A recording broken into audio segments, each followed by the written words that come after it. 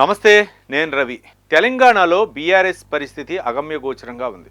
ఒక పక్క ఇంట్లో ఉన్నటువంటి పోరు ఒక పక్క అయితే, మరో పక్క పార్టీలోని ఎమ్మెల్యేలు అయితే మాత్రం చేజారిపోతున్నటువంటి పరిస్థితి. గతంలో 10 మంది ఎమ్మెల్యేలు సంవత్సరం తిరిగిన తిరగసలకే బీఆర్ఎస్ నుంచి కాంగ్రెస్లోకి 10 మంది వలసబాట పట్టారు. గతంలో అధికారంలో ఉన్నప్పుడు బీఆర్ఎస్ అధికారంలో ఉన్నప్పుడు కేసీఆర్ సాక్షాత్తు కాంగ్రెస్ ఎల్పీనే, కాంగ్రెస్ లెజిస్లేటివ్ పార్టీనే బీఆర్ఎస్లోకి విలీనం చేసినటువంటి అంశం చూసాం. అయితే ఈ మధ్య కాలంలో బీఆర్ఎస్ ఎమ్మెల్యేలు కూడా కొంత అసహనానికి గురవుతున్నట్టు తెలుస్తుంది. దీనికి కవిత ఎపిసోడ్ కూడా ఒక కారణమని అంటున్నారు. అంటే కవిత కూడా బీఆర్ఎస్పై అసహనం వ్యక్తం చేయటం, మరొకసారి ఆమె లేఖ రాయటం, ఆ లేఖ లీక్ అవటం, దీని వెనక పెద్దలు ఉన్నారు, కేసీఆర్ దేవుడు, దేవుడు వెనక దెయ్యాలు ఉన్నాయని చెప్పేసి కవిత బీఆర్ఎస్ ఎమ్మెల్సీ, అలాగే తెలంగాణ జాగృతి అధ్యక్షురాలు కవిత వ్యాఖ్యానించారు. ఈ వ్యాఖ్యలు కూడా ముఖ్యంగా బీఆర్ఎస్లో ప్రకంపనలు పుట్టిస్తుంది.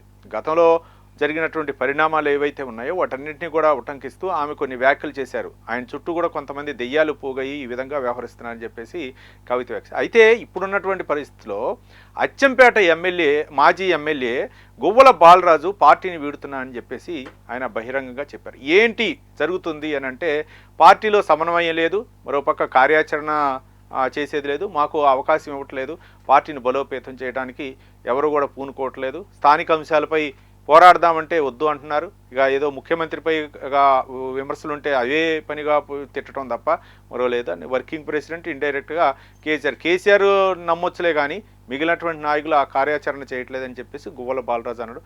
ఏంటి పరిస్థితి అని అంటే, కేంద్రంలో రాష్ట్రంలో ఒకే పార్టీ ఉంటే బాగుంటుంది, అంటే ఈక్వల్ టు డబుల్ ఇంజన్ సర్కార్. డబుల్ ఇంజన్ సర్కార్ అంటే బీజేపీ ఇక్కడ రాష్ట్రంలో, కేంద్రంలో ఉంటే బీజేపీ ప్రధానమైనటువంటి ఆయన యొక్క సూపులు అట్లా ఉన్నట్టు. దీనికి కారణం ఏంటంటే, గతంలో పైలట్ రోహిత్ రెడ్డి ఎమ్మెల్యేగా ఉన్నప్పుడు, అలాగే గువ్వల బాలరాజు మరో 2 ఎమ్మెల్యేలు, వీళ్ళందరూ నలుగురిని కూడా ఎమ్మెల్యేలని బీజేపీ కొనాలని చూసిందని చెప్పేసి అప్పుడు టాక్ వచ్చింది బీఆర్ఎస్ హయాంలో. దీనికి సంబంధించి కేసీఆర్ చాలా చేయాలని ప్రయత్నం చేశారు. వాటన్నిటి కూడా పెన్ డ్రైవ్లు తీసుకొని రాష్ట్రాల హైకోర్టు ప్రధాన న్యాయమూర్తులందరూ కూడా అన్ని రాష్ట్రాలకు ఆ పెన్ డ్రైవ్లు పంపించి ప్రెస్ మీట్ పెట్టి చేసినటువంటి సందర్భం కూడా చూసాం. ఏది ఏమైనా సరే ఇప్పుడు ఏంటంటే, బీజేపీ ఆపరేషన్ ఆకర్ష్ పేరుతో ఇప్పుడు ఏదో చేస్తుంది ప్రయత్నం. స్థానిక సంస్థల ఎన్నికలు, మరోపక్క రానున్న 2029 ఎన్నికలకి పార్టీని బలోపేతం చేయడం కోసం బీజేపీ పావులు కదుపుతుంది. గతంలో రకరకాలైనటువంటి ఆరోపణలు వచ్చిన కేంద్ర హోంమంత్రి మీద కూడా ఆరోపణలు చేశారు.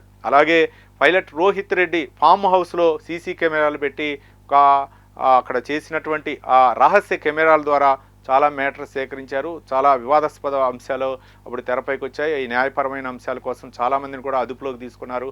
ఇంకా తెలంగాణ ప్రభుత్వం అయితే వాళ్ళపై ఏ విధంగా ప్రయోగించింది కూడా, మనం పోలీసు యంత్రాంగాన్ని ఉపయోగించి ఆ సీసీ కెమెరాలని ఉపయోగించి వాళ్ళు చేసినటువంటి ఆ టాక్స్ వాటన్నింటినీ కూడా ఆడియో రూపేణా, వీడియో రూపేణా రిలీజ్ చేసినటువంటి సందర్భాన్ని కూడా చూసాం. కానీ అవే గనక అంటే కొంతమందిని అరెస్ట్ చేశారు.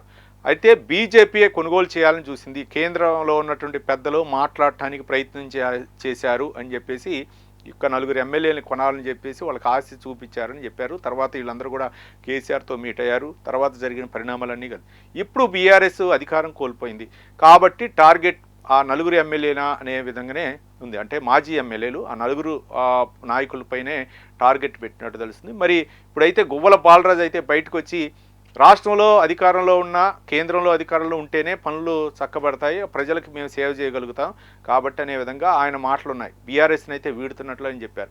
మరి పైలట్ రోహిత్ రెడ్డి ఉన్నారు, మళ్ళీ ఇంకా 2 ఎమ్మెల్యేలు ఉన్నారు. బీజేపీ కొనాలని చూసినటువంటి అప్పుడు ఆరోపణల నేపథ్యంలో మరి ఇలా పరిస్థితి ఏంటంటే, మొత్తానికి బీజేపీ అయితే ఆకర్ష పేరుతో అయితే మాత్రం మొత్తానికి బీఆర్ఎస్లో ఉన్నటువంటి నాయకుల్ని ఆకర్షించే పనిలో ఉన్నట్లు తెలుస్తుంది. మరోపక్క కాంగ్రెస్కి ఇప్పటికే 10 మంది ఎమ్మెల్యేలు వచ్చారు. ఇంకా కొంతమంది అంటే ఇప్పుడున్నటువంటి ఈ తలకాయ నొప్పి నేపథ్యంలో, బీఆర్ఎస్లో జరుగుతున్నటువంటి పరిణామాల నేపథ్యంలో మరికొంతమంది కాంగ్రెస్లో జాయిన్ అయినా ఆశ్చర్యపోయక్కర్లేదు. ఒక పక్క బీజేపీ కూడా ఆపరేషన్ ఆకర్ష పేరుతో కొంతమందిని ఎమ్మెల్యేలని లాగాలనే ప్రయత్నం చేస్తుంది. మరి ఇవన్నీ కూడా సక్సెస్ అవుతాయా లేదనేది మనం రానున్న రోజులు చూద్దాం. మొత్తానికి ఇప్పుడైతే మాత్రం గతంలో పైలట్ రోహిత్ రెడ్డి ఫామ్ హౌస్లో జరిగిన పరిణామాల నేపథ్యంలో అప్పుడు 4 ఎమ్మెల్యేలు ఎవరైతే ఉన్నారో ముందుగా ఇప్పుడు మాజీలు అయిపోయారు. వాళ్ళనే ప్రధానంగా బీజేపీలోకి ఆహ్వానించే పరిస్థితిలో అయితే ఉన్నట్లు తెలుస్తుంది. ఇప్పుడైతే గువ్వల బాలరాజు అయితే మాత్రం బీజేపీ వైపు చూస్తున్నట్లు తెలుస్తుంది. అక్కడ కాంగ్రెస్ సిట్టింగ్ ఎమ్మెల్యే ఉన్నారు. ఈ నేపథ్యంలో గువ్వల బాలరాజుకి కాంగ్రెస్కి వెళ్ళడానికి అవకాశం లేదు. కానీ బీజేపీ వైపే ఆయన మొగ్గు చూపుతున్నట్లు తెలుస్తుంది. ఇంకెంతమంది బీఆర్ఎస్ నాయకులు, మాజీ ఎమ్మెల్యేలు అవ్వచ్చు, ప్రస్తుత ఎమ్మెల్యేలు అవ్వచ్చు, ఎంతమంది బీజేపీలో జాయిన్ అయ్యి రాను రోజుల్లో చూద్దాం.